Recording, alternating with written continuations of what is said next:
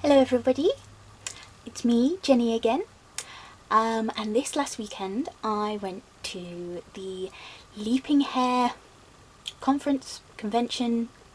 They changed the name, can't remember which is which. I had intended to do some vlogging there, but I'm still not very good at this whole YouTube thing and vlogging, and I was like, oh, am I allowed to vlog here? Will people think it's really weird? And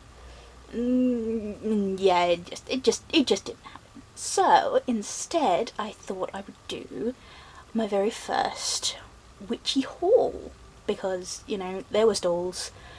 I bought things. It's just inevitable. There are always so many beautiful things, and I never have enough money. But it was fabulous to see all the things that were there. It was brilliant to see some of the people that I knew there, who I hadn't seen in ages. So it was really, really good fun, and I had a really good day. So I thought I'd share a little bit of that with you to do, and do a little witchy haul video for you. So that's what we're doing now. So here we have my little pile of things that I got. It's not a huge pile because, you know, I'm on a budget. But I got some really interesting things, so I thought I would share them with you. So to begin with, I got this book here. It is called Lilith, Queen of Demons by Gillian MacDonald. And like I said in my travel altar video, I have been doing some work with Lilith the past couple of years, around transformation and getting rid of things that don't serve you anymore and speaking your truth, and I found that she really, really helped me with that. But I have never actually had a book about Lilith. The only things I've had as resources for her are sort of stories from other people who have done work with her, or articles written online or things like that. But I've never had my own book about it. I've always felt that books are forever helpful. You know, I'm a huge bookworm, big nerd, love reading all of the books that I can, but I do believe that they can only take you so far, and that to truly know and work with these deities, you've got to, you know, get in there and work it out for yourself, kind of thing. But you know, a book is always nice. I love the books. So yeah, I've had a quick flick through this one, and it seems really, really cool. It's got some amazing illustrations by various different people, and it's got a huge amount of information on Lilith. It's got sort of, in the contents page, it's got, you know, all the different chapters. It's got the different mythologies about her, the different, there's another fabulous illustration, various different histories. It's got sort of her, some things about like her modern interpretations, like how people are working with and interpreting her today. It's also got some sort of, you know, how to work with Lilith as well, some suggestions on invocations and rituals and things, and it looks really, really interesting, and I am very much looking forward to reading it. Yeah, so that's that one.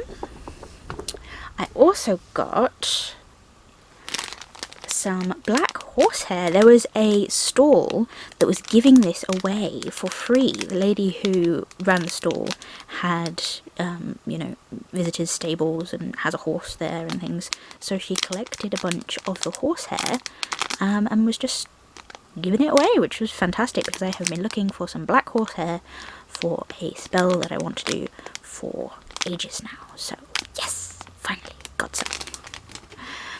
From the same store, I got this one, which is a mugwort smoke cleansing stick. Now I really like mugwort. I think it's a really interesting herb, and it's got really interesting history, particularly within the British Isles and things, and I've been doing some research into its sort of herbal properties and what it can be used for. Obviously it is a dreaming herb, and it can be used to do lucid dreamings or dream journeys, and things like that. And that is from the Spirit Herd, from the Spirit of the Fen, and they were the people who were selling this one, so I was really pleased to get that one. £3.50, bargain. So I will be putting that to use some point in the future. I also got from a stall run by a lady who does a lot of work with Egyptian deities, and she had lots of Egyptian perfumes, Egyptian oils, and all kinds of other Egyptian things on her stall. But what I found, can't get into the organza bag, bear with me. There we go. Now what I found was this incredible little pendant. Now I don't recognise what sort of pattern this is. Is that in focus? There we go. So I don't recognise what sort of pattern that is, but it's real turquoise, and I have been collecting precious stones and gems and things for years and years and years, and I have never managed to find real turquoise. I've been told that people have been selling real turquoise, but it really wasn't turquoise, it was howlite or it was some other dyed stone, but this one is definitely turquoise. You can tell by the weight of it, or you can't tell because this is a video, but you can tell by picking it up from the weight of it, and you can also see, if we get up close, maybe, yay, focus, you can see the veins in it as well. And it's just lovely, and I was really excited to spot this and to find this. So I will be making that into a piece of jewellery as well, which is just great. I love it. From the same stall, I also got this pendant, which again I'm going to struggle to get into. Bear with. There we go. So it's on this lovely silver chain. I like these chains where they're sort of not link chains, but they're sort of almost like a rope. I just think they're really cool. So, have a look at this beautiful labradorite. I can never say it properly. I hope I've said it right. Labradorite. And it's just incredible. Look at the blue. Look at those colours under these terrible, terrible indoor lighting, but it still looks incredible. And it just called my name, so it needed to come home with me. So there we have it, those two things from that store. I also got from my friend Sam, who lives up in Scotland. She is the creatrix of the Magical Marlas business, and I have got so many Marlas from her. At some point I'm going to have to do a tour of my Marlas because there's so many of them. And over just before Christmas, I think it was, I bought, she has sales every now and again, and I bought some wrist Marlas from her, and you know, one thing and another, they didn't get posted out, but that wasn't a problem because we were going to see each other at Leaping Hare, so she brought them down with her, saved on postage, way. And I was super excited to pick them up. So there we go, there's her logo magical marlers. She usually includes these lovely little information sheets with all of her marlers, giving you information about what a marler is and how it works and how to use one and what yours is made of. So this one specifically is for the Green Man marler, which has got 27 moss agate and green dyed oak beads, which is just awesome, and I love it. And then she gives you a mantra to chant as well, which is just fantastic. I love that she does that. So we've got two here. We've got this one, which is the Green Man one.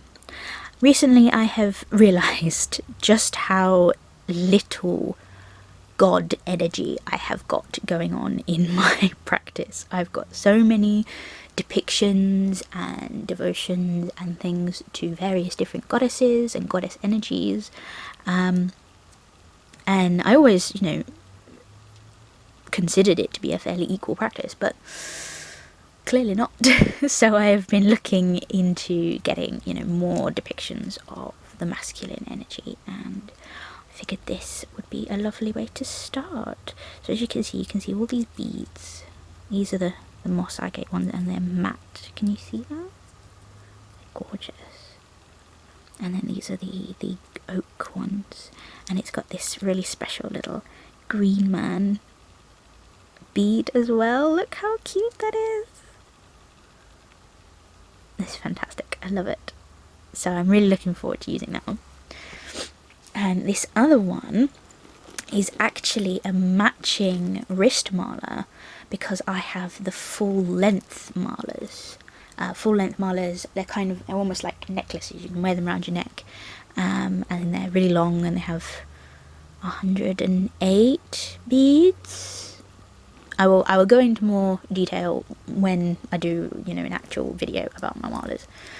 But I already have an orca marler, which is made with the same beads as this one, which is why this one doesn't have a little info sheet with it, because I've already got all the info. So I'm really excited to have a matching wrist marler along with a full-size marler.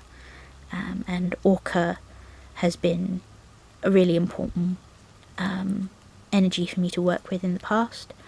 Hopefully will again in the future, and I just love it. It's fantastic. Look at it. Look, it's so beautiful. So this one is made of white howlite. Can you see those? Focus.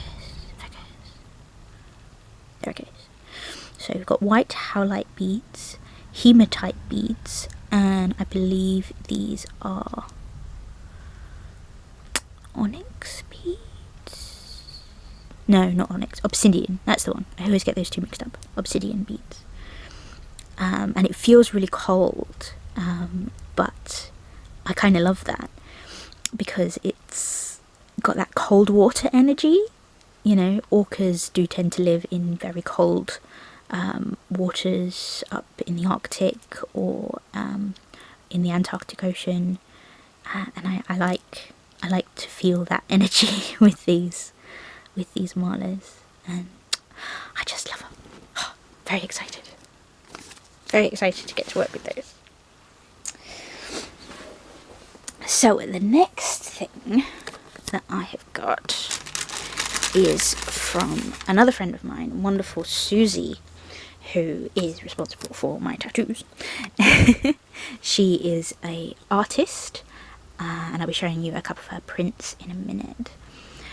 But she was also selling these fantastic little things. Come out.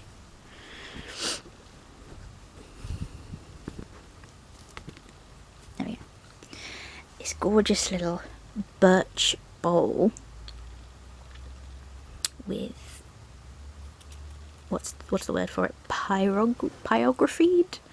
I'm doing really well with the English language today, aren't I? So you've got these beautiful pyrographied marks all around this bowl. It gives this beautiful dot effect. And this is a earth pigment anointing bowl. So you mix the earth pigments in it and then use it to mark yourself for ritual and for journeying and for various other things. And it's just adorable, and I've actually been looking for something like this for quite a long time. So we've got lots of different pigments here. So we've got yellow ochre and red ochre and this one I believe is brown umber or burnt umber, is that what she called it? But it gives a very dark pigment, almost black. And we've got this one, which is a green earth pigment, which is gorgeous. Can't wait to see what colour that comes out as. And we also have this one, which is super, super exciting. This is woad.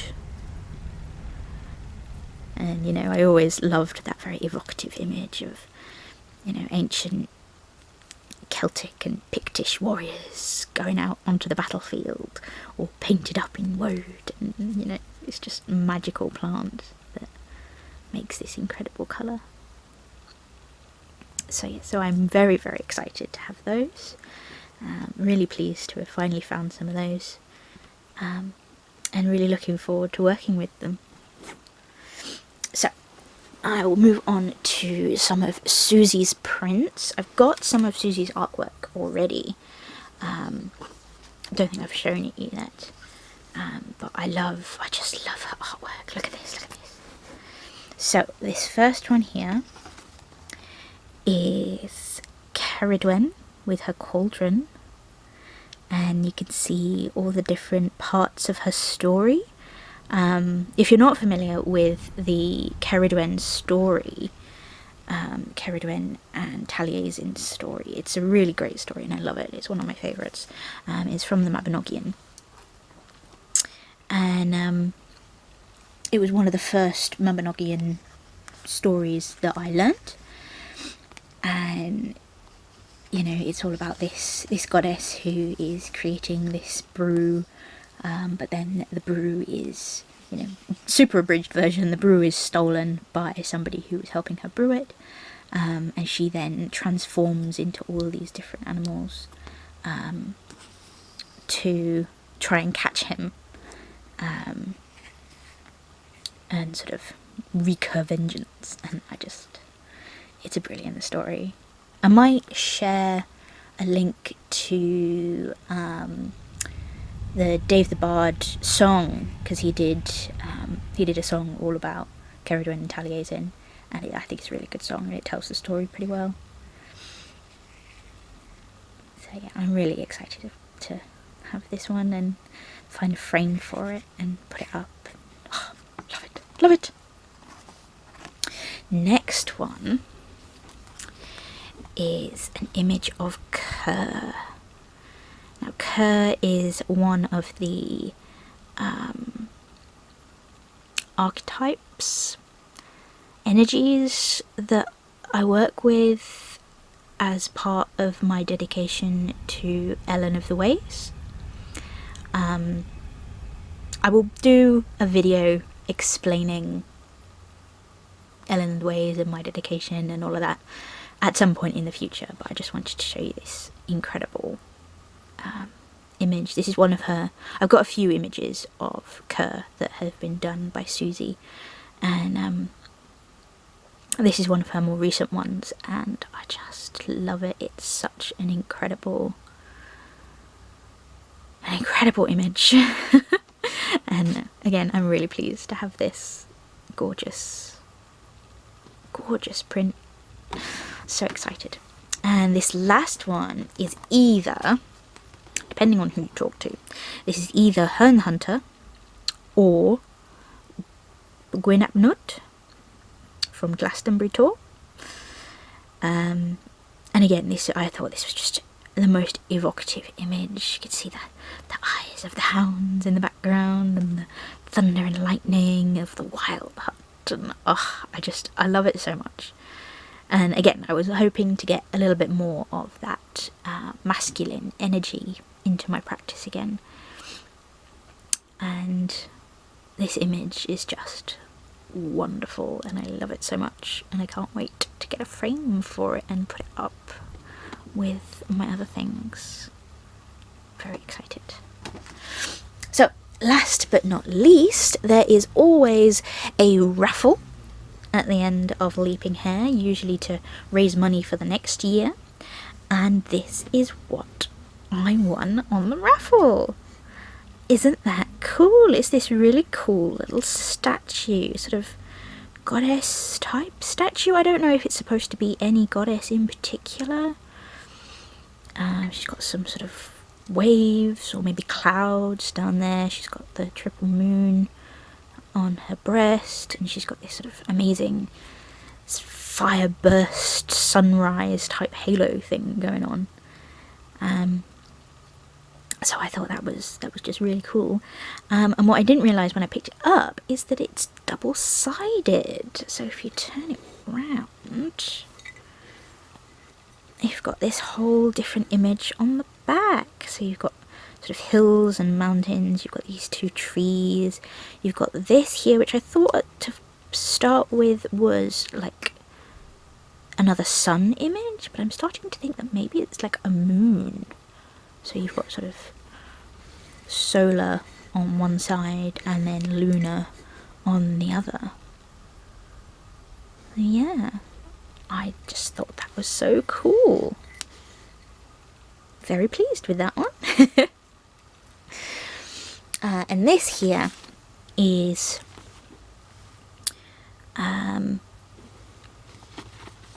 the program for it. Leaping Hare is something that happens every year in Colchester in Essex. If you ever want to go, it's a fantastic event. I really enjoy it. It's generally quite a small event. It's nowhere near on the scale of a Witch Fest or anything like that. But it's a really cool little event. You can see you've got talks and workshops all throughout the day. You've got the little stalls all the way around it from local people and from people around the country that all of my treasure came from. So yeah, it was just a really awesome day, and I really enjoyed myself as always, and I suggest that you go if you ever have the option to. Well, my camera is now telling me that its battery is dying, so I will stop recording and stop babbling. Thank you ever so much for watching. I hope you enjoyed my very first witchy haul video. If that's something that you guys enjoy, I might do more of them in future. And yeah, thank you very much for watching. Bye guys. Blessed be.